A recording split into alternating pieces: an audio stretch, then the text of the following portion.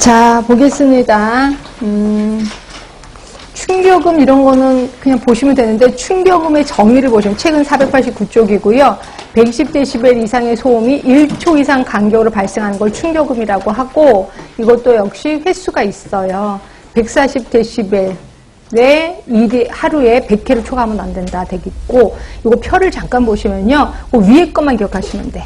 그러니까 일일 폭로 시간 8시간에 90dB 그러니까 90dB 이상이라면 하루 8시간 그 다음에 충격음이라면 140dB 이상의 소리를 하루에 100회 이상 들으면 안 된다라고 되어 있는 겁니다. 그래서 앞에 위에 것만 좀 보시면 될 것 같고요.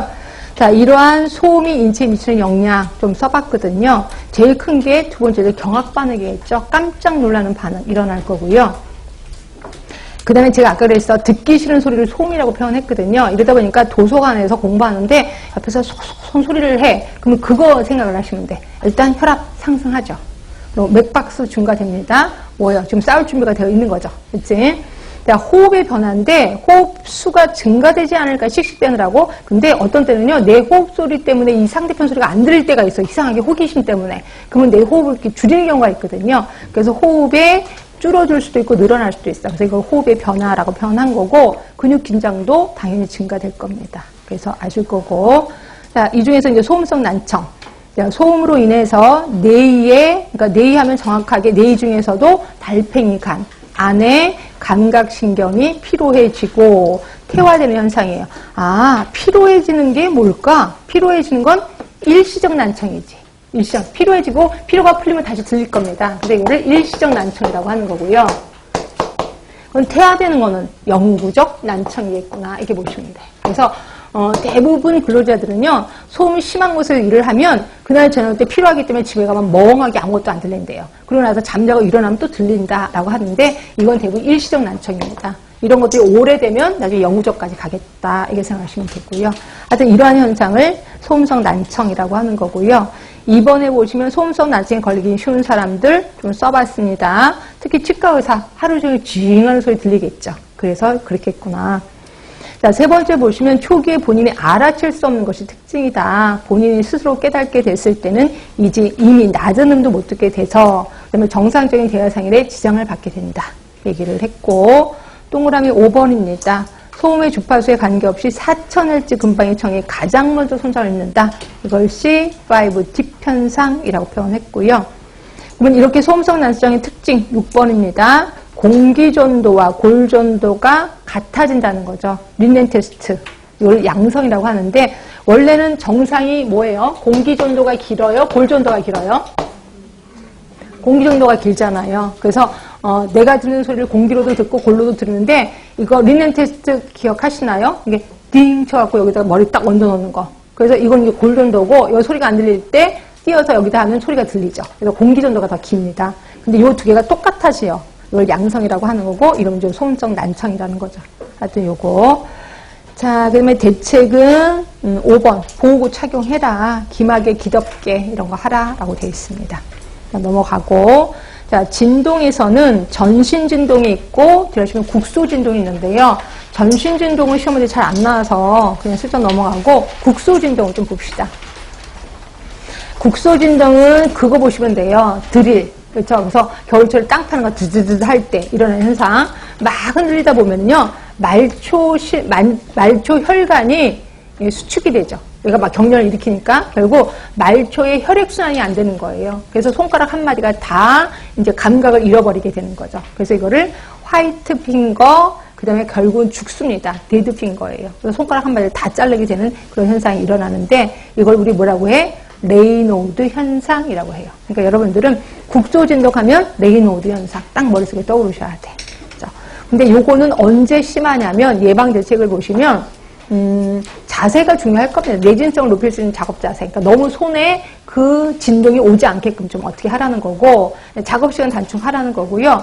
근데 추우면 이게 더 일어나겠죠. 혈관이 오그라드니까. 그래서 장갑을 좀 끼라는 거고 담배를 피면 말초혈관이 다 망가지는 거 아실 거예요. 그래서 네, 담배도 끊는 게 좋겠다라고 되어 있습니다. 그래서 간단하게 넘어갈 거고요. 그래서 이제 방사선 얘기를 할 건데요. 전리방사선이 있고 6번에 비전리방사선이 있어요. 그러니까 전리방사선 하면 아 우리가 이건 엑스레이 요걸 얘기하는구나. 그럼 그럼 엑스레이로 인해서 생기는 병, 대부분 당연히 직종은 우리겠지 뭐, 의료인들. 가장 큰 질병이 뭘까요? 오랫동안 의료행위를 했어. 그러면 어떤 이런 현상, 전리방사선 때문에. 뭐? 네? 백혈병 일어나겠죠. 백혈병 일어나고, 그 다음에 요게 또 그냥 내버려 두면 우리 후세대까지도 가잖아요. 내가 일어났는데 아기가 또 이런 현상도 일어날 수 있고. 하여튼 이걸 겁니다. 그래서 거기 골수 조혈균의 생식선에 영향을 미쳐서 이제 자식까지도 이제 이상한 현상이 일어나게 된다는 거죠. 그래서 이런 것들은 잘 안 나와서 그냥 슬쩍 넘어갑니다. 그래서 이제 유해강선, 비전리 방사선, 요게 좀 나오는데, 자, 요거는 이거예요. 우리 눈에 보이는 선이 가시광선이라고 하는 거고, 가시광선의 색깔 좀 얘기해 주실래요? 무슨 색 볼 수 있죠, 우리? 빨주노초 편한봉. 빨간색부터 보라색까지 볼 수 있습니다. 그래서 이걸 우리는 가시광선, 눈에 보이는 강선이라고 얘기하는 거고요. 자, 보라색 바깥에 있다고 해서 자외선입니다. 그리고 빨간색 바깥에 있다고 해서 적외선이라고 하는 거고요. 결국 뜨거운 거는 자외선이야, 적외선이야? 뜨거운 거. 네, 적외선이 뜨거운 거죠. 그래서 얘는 뜨거운 거니까 대부분 요걸 예방하려면 방열판, 방열복 이런 것들을 입으면 되겠다라고 하시면 돼. 적외선을 차단하려면 방열판, 방열복. 그럼 적외선에 오래 있으면 막 화상이 있겠구나 이런 것들도 아실 거고요. 그렇죠? 그리고 여기서는 예방하는 안경도 있는데 혹시 기억나시나요? 안경색?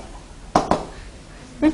갈색입니다. 갈색 안경을 쓰면 이게 적외선을 좀 예방할 수 있다. 이렇게 보고 있습니다.